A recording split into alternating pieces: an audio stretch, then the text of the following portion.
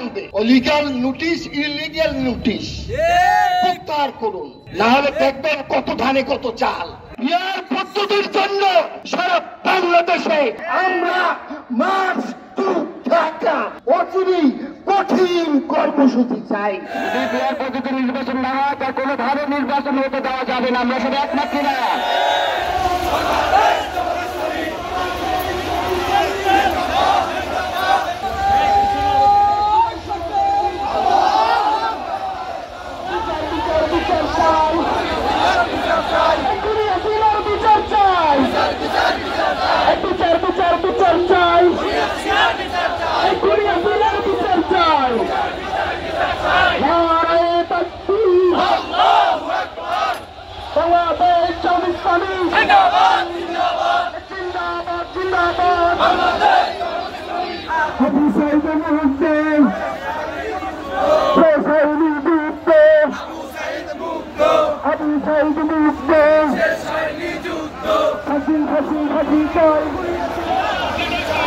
বাংলাদেশের যে অবস্থা রাষ্ট্র চলছে সেই অবস্থায় রাষ্ট্রের কোন কাঙ্ক্ষিত মানের সংস্কার হয়নি, খুনিদের বিচার হয়নি, আপনার পেয়ার পদ্ধতি নির্বাচনের কোন ব্যবস্থা করা হয়নি।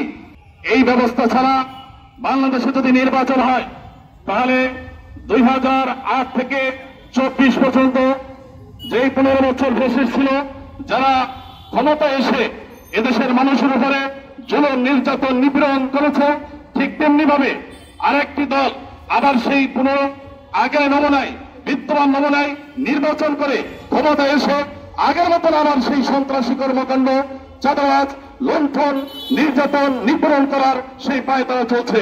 নতুন বাংলাদেশ গড়তে হলে পিয়ার পদ্ধতির বিকল্প নেই। যেরকম খুনি হাসিনা দেশ পরিচালনা করেছেন, বক্তব্য দিয়েছেন, তার লেলোটো বাহিনীর যারা রক্ত দিয়েছেন, সন্ত্রাসী বাহিনীর যারা রক্ত দিয়েছেন, ঠিক তেমনি ভাবে আরেকটি দলের সন্ত্রাসীরা আগের মতনই বক্তব্য দিয়েছেন। এই বক্তব্য আমরা মানি না, তীব্র নিন্দা জানাচ্ছি এবং এর উচিত জবাব খুলনার মানুষ আগামী দিনে ইনশাআল্লাহ বিশ্ব চলমানের যে দাবি নিয়ে রাজপথে নেমেছেন, আমরা এই দাবিতে একত্রতা ঘোষণা করে আমাদের দাবি বাস্তবায়ন করে ইনশাআল্লাহ আগামী দিনে আমরা পিয়ার পদ্ধতি নির্বাচন আদায় করব। 2008 সাল থেকে পিয়ারের পক্ষে জোর দাবি জানাচ্ছে, এখন পর্যন্ত সেই পিয়ারের দাবিতে অটল আছে যে পিয়ার ব্যবস্থা চালু হলে প্রত্যেকটা দল থেকে সংসদে প্রার্থী যাবে, প্রত্যেকটা দল থেকে সংসদে একজন করে এমপি যাবে, সেই অনুসারে প্রত্যেকটা দলের কথা হবে, প্রত্যেকটা মানুষের অধিকার নিশ্চিত হবে, বাংলাদেশে আর কোনো খুন থাকবে না, ধর্ষণ থাকবে না, চাঁদাবাজি থাকবে না। আজকের যারা পিয়ারের পদ্ধতিতে যাইতে আগ্রহী নয় তাদের থিওরি হলো যে দেশের জনগণের ভোট লাগবে না, তারা দিনের ভোট রাত্রের পরে এরপর তারা নির্বাচিত হয়ে তাদের মনের মতন লোকদেরকেই তারা সাহায্য সহযোগিতা এবং তাদের সুযোগ সুবিধা দেবে, অন্য জনগণের কিছুই পাবে না। তবে আমরা এটা চাই না, আমরা চাই সাধারণ জনগণের যেন বাংলাদেশ থেকে তাদের অধিকার আদায় করতে পারে। আর যদি বাংলাদেশের জনগণ কিছু চাইতে হয় তাহলে অবশ্যই পেয়ারের পদ্ধতিতে নির্বাচন হতে হবে। যদি পেয়ার পদ্ধতি নির্বাচন না হয় তা কোনোভাবে নির্বাচন হতে দেওয়া যাবে না। আমরা সবাই একমত কিনা?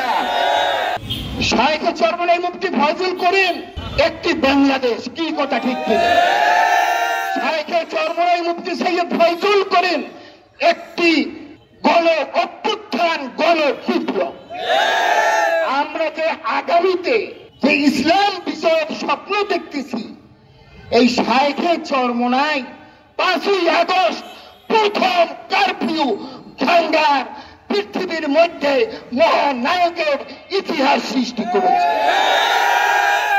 আমরা বলতে চাই যে অনতি বিলম্বে লিগ্যাল নোটিশ ইলিগ্যাল নোটিশ প্রত্যাহার করুন, না হলে দেখবেন কত ধানে কত চাল।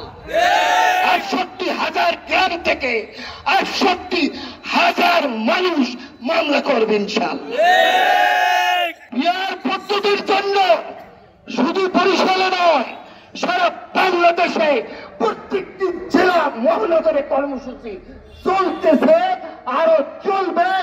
আমরা মার্চ টু ঢাকা অচিরেই কঠিন কর্মসূচি চাই। কি আমরা বরিশালবাসী রাজি আছি?